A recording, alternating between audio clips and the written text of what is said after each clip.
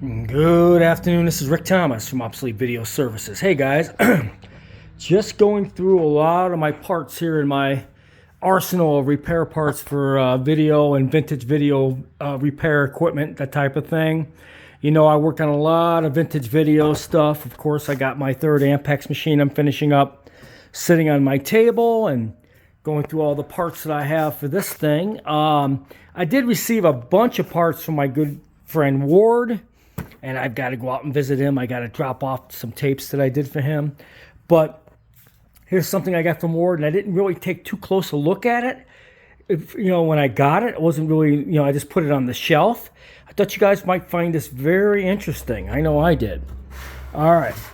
This is an extender kit. All right. It's for the Ampex VR-7800 extender. Basically, it's a Type A 1-inch machine like this, but it was pretty much one of the last machines they made. It had, circuit cards in the front of it. It was more of a high-end, full aluminum case type of Type A 1-inch machine. It was one of the better machines at the very end, and but it was a really expensive, but a very cool machine. It's one that I wish I could find in a Type A. It's a very hard machine to find. It's an Ampex 7800, VR-7800, I believe, is the models for this thing. Let's see. I believe, yeah, it's a VR-7800. Okay. This is very unusual. So I just wanted to make a video about this. Okay. This is an extender kit. When you used to have these Type A machines, you'd be able to connect one machine to another when you're doing dubbing and making copying from one machine to another.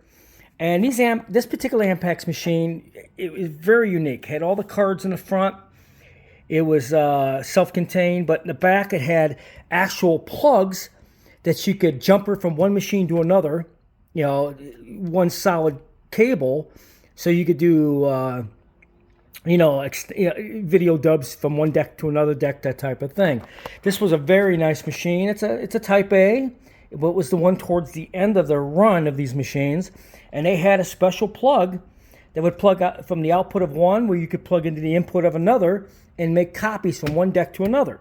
All right, this was a very nice machine. I wish I could find one. I would love to have this deck, but this was really kind of the best machine they made at the very end.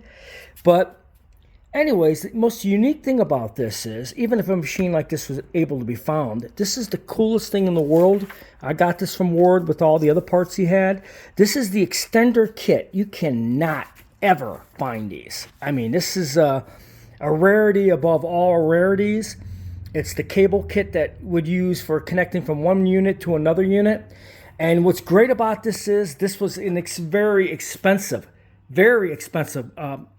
kit during the day. I mean, if you were going to buy this kit, it was extremely expensive. And I'm going to tell you why it was expensive. And even now, it's just unbelievable. Because it has solid gold-clad pins, guys. All these pins are solid gold. I think they're 24 karat gold. I got to check. Look at all the gold pins on this thing. Solid frickin' gold. All right, even on the inner pins. The inner pins, outer pins, inner pins. This is solid gold cables, guys. This is a lot of money in gold. This ain't gold flake, like you'd usually have when you're recycling gold pins on electronic scrap, like computers or whatever. These are solid gold pins. Okay, not gold flake. This is some serious money here, especially if I scrap these out for the connectors. If I don't end up using these cables, which I probably won't, these connectors are solid frickin' gold. It's crazy. So they're like 24. I believe these cables at the time were 24 karat solid gold pins, male and female. And on the connectors, and this is extraordinary to find something like this. When I got this from Ward, I really didn't take a look at what it was, but when I pulled it out of the box, it's an Ampex 7800 extender kit, and Ampex was big on solid gold connections in the early days of the 60s. especially on all their heavy machinery. Everything was expensive gold connections, especially since they were doing things for NASA at that time. So they put a lot into their connectors and things like that, and they would use solid gold, 24 karat gold connectors on those things. They didn't do anything cheap ass, nothing. Everything, because I used to scrap a lot of Ampex stuff in the day, and the gold factor on them was incredible. So this is a lot of gold on these connectors. And this is an Ampex 7800 extender kit. And this is the instruction kit to it. This is crazy. Shows you the machine itself. Shows you like what goes to what. And then here it shows you where it's a 42 pin connector and where it plugs in on the one unit, and it had two different positions for recording and I guess playback from one deck to another. Just the interchangeability from one deck to another. This is the complete cabling system. So all you would need is these. You wouldn't have to put any other connectors, audio, or anything like that. Everything would be handled through these cables. Extremely expensive. This is huge. Lots of gold right here. Tons on these pins. These are 24 karat gold solid pin connectors. It's insane.